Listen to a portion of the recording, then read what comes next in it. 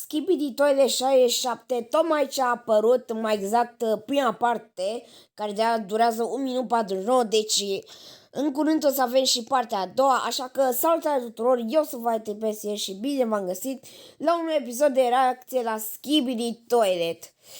Să vedem ce o să se mai întâmple în acest episod, oare o să apară tine cum am văzut în episodul anterior? Habar nu am, dar asta o să aflăm în episodul astăzi. Poate mai descoperim și secrete, bineînțeles, cum facem noi.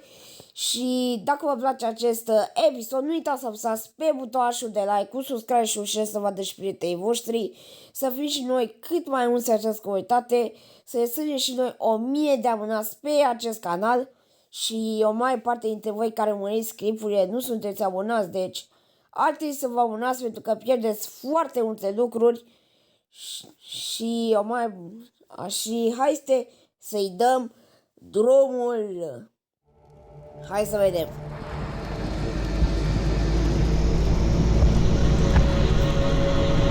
Deci hai să, mamă, deci după cum puteți vedea, arde totul pe aici. Noi cred că suntem un fel de vehicul. Uite corpul unui box acolo pe jos. Trebuie să fim atenți și după secrete. Mă, ia pe și bazul ce are cameramanul, nu știu, pe aici, ok. Mă, ce mai aici? Baza toaletelor. Vedeți acolo sus niște tatu de toalete.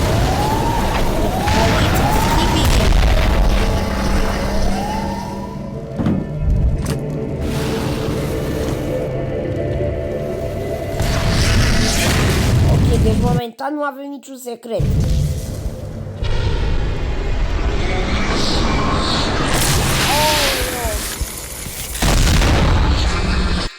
Se pare că avem o nouă armă de-asta cu gaz radioactiv. Ok. Și este fumul ăla de parcă ar veni... Cum să... Skipidi Scientist. Dar a apărut ăsta care e mai ciudat. Ia vedeți cum arată. Toate să devin din ce în ce mai ciudate. What? Titan cameraman? Luptă și el? V-am zis eu că n-au murit titanii. Era și titanul Spider-Man acolo. Dar după cum puteți vedea e cam la fel. Cam toți distruși sunt. Dar mai poate să lupte în starea asta?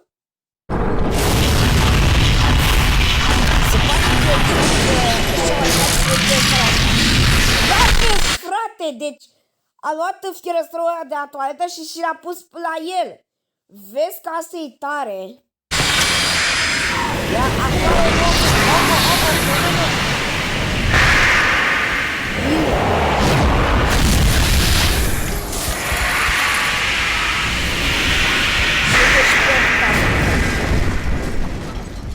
după cum puteți vedea, Titan Spider-Man și-a pierdut arma de la mâna stângă, dar mai are arma de la mâna cealaltă, deci este bine.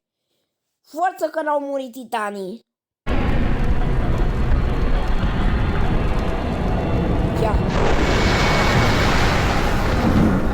Ia uite-l. Titanul Scientist.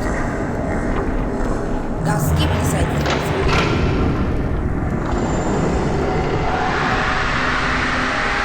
Începe lupta.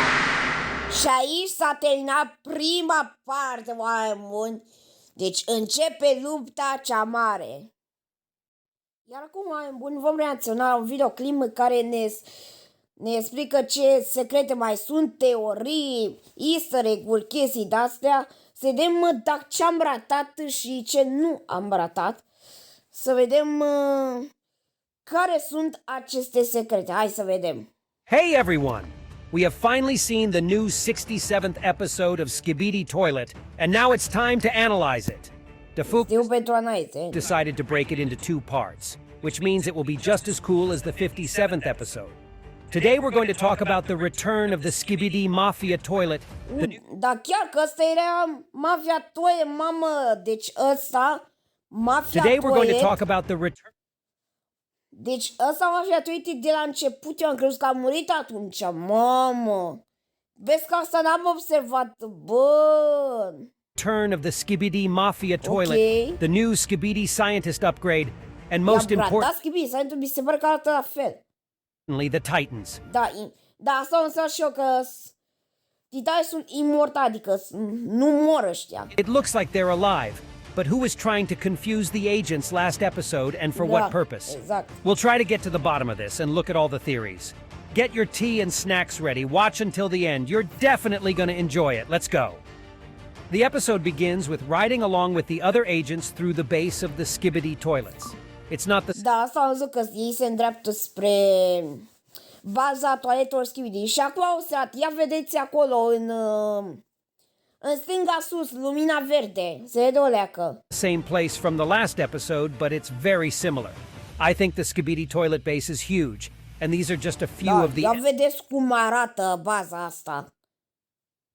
Entrances to it. Notice these huge square toilets right here. Da, asta am văzut că sunt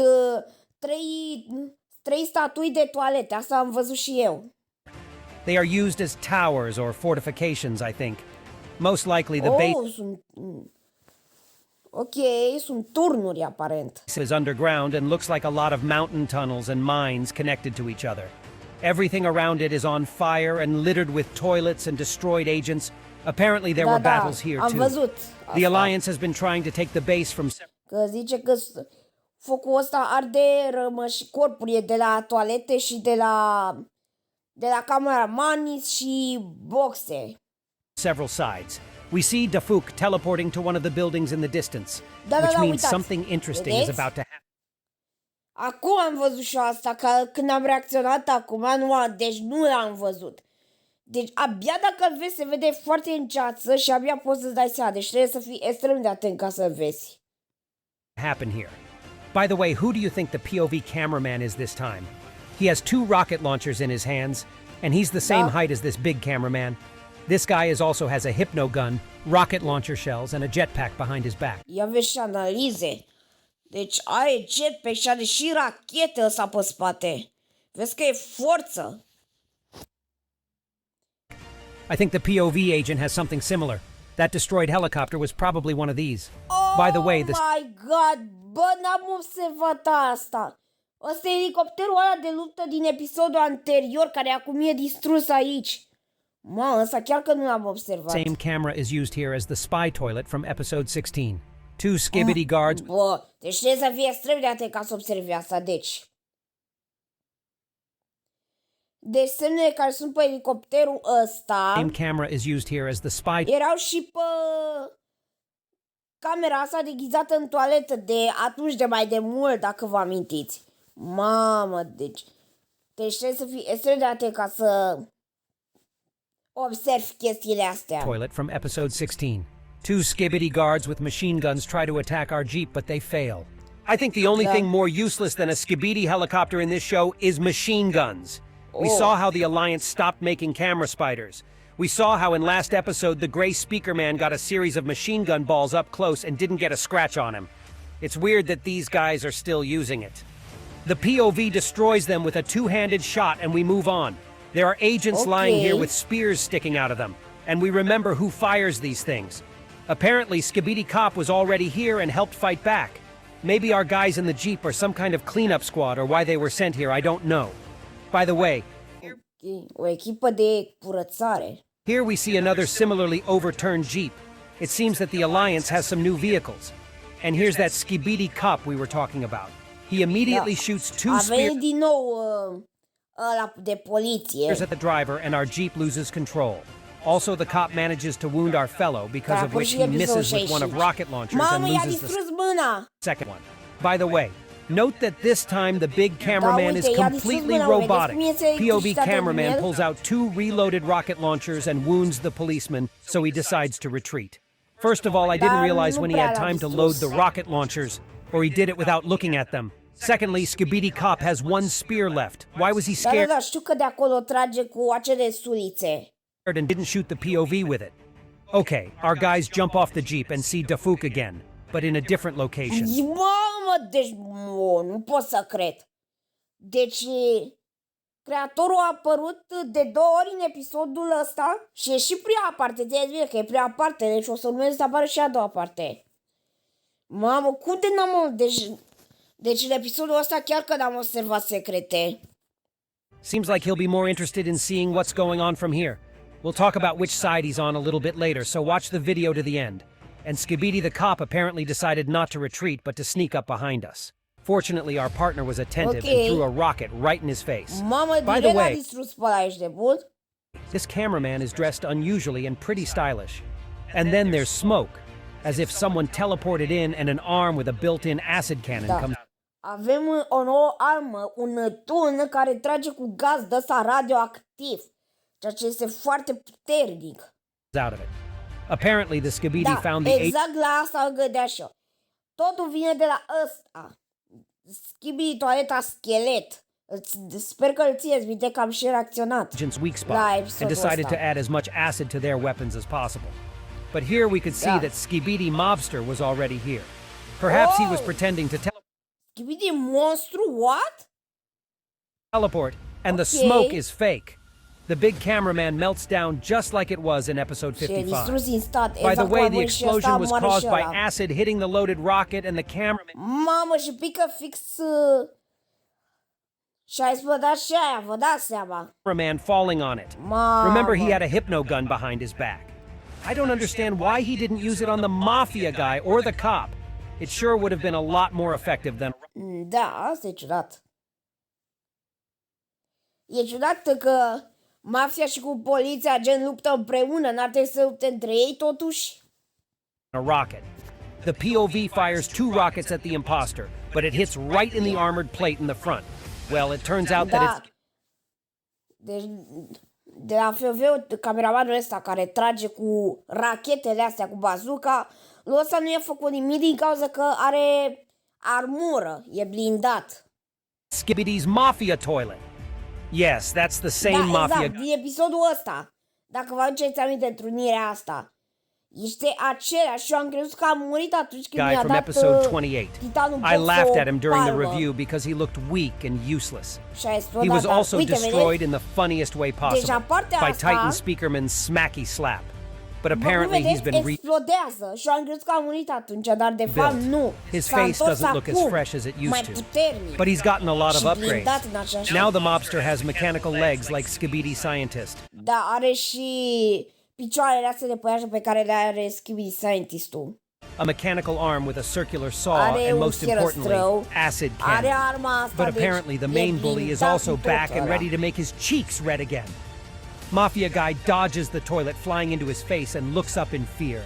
And oh my god, the Titans are alive! We see Speakerman... Și Titanii trăiesc. V-am zis eu că Titanii o să trăiască. Mi-a reparat, dar se pare că Titanul camera și-a luat o nouă mână, cum ar veni. And flying in Skipidi airplane. He seems to be feeding him with something, maybe with a knife. And here we see the Titan cameraman. He's alive too! This circular saw Skipidi wanted to sneaky attack the Titan, but didn't do any damage at all. Instead, he gave cameraman his robotic arm as a replacement. And of course, he got his own...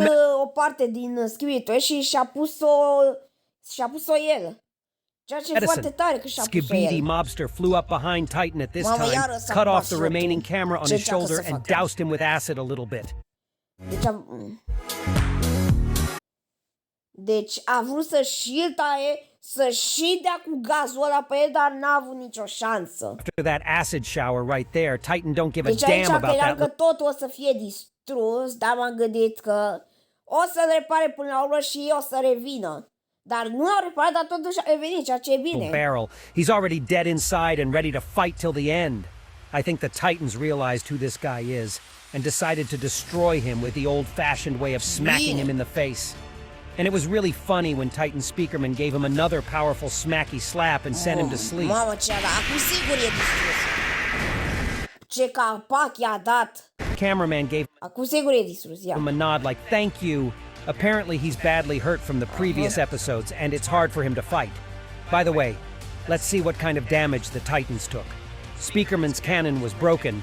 We saw... Da, acum ne arată damage-ul, adică loviturile pe care le-au primit ăștia. Torn off at the end of episode 65.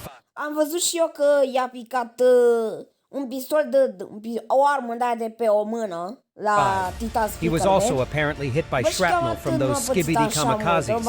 Here they are still sticking out of him. Ne arată armat, aici nu știu ce e, la picior nu știu ce e. This one is very close to the core. I think Titan... Are o țepușă de-aia în inimă, dar n-a pățit nimic. got lucky. A little more and it could have hit his core and badly damaged the speaker man. Well, Da, e destul de demăgiuită inima lui. what about Titan cameraman? His main camera is broken. I think it's hard for him to navigate through a cracked lens. Also, the Da. La fel și la Titan Cameraman e mult mai rău de meciuit decât Titan Speakerman. additional cameras on his shoulders are also destroyed. His core defenses are broken and there Da, are uitați sparks cum around it. face inima lui. Face așa, parcă iese energia de acolo. That's what I'm worried about. We remember that before Titan was attacked, he spent a lot of his energy on the G-Man Titan Cameraman mai poate să folosească flacăra asta, care e insane după părerea mea. clone. He's also missing an arm and the new shield that was attached to it. Da, But exact. now he has the mechanical saw.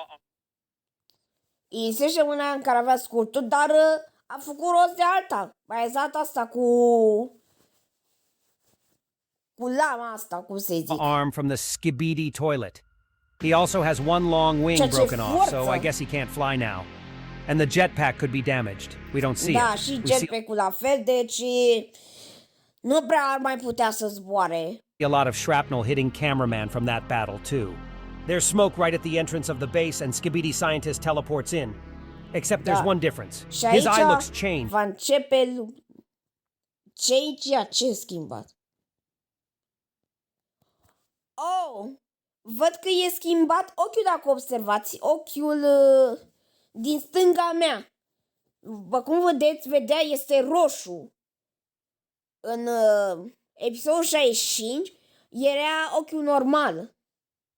It's red now. What if it's a Da, clone uite too? că zice și ea că este roșu acum. POV cameraman also has a jetpack.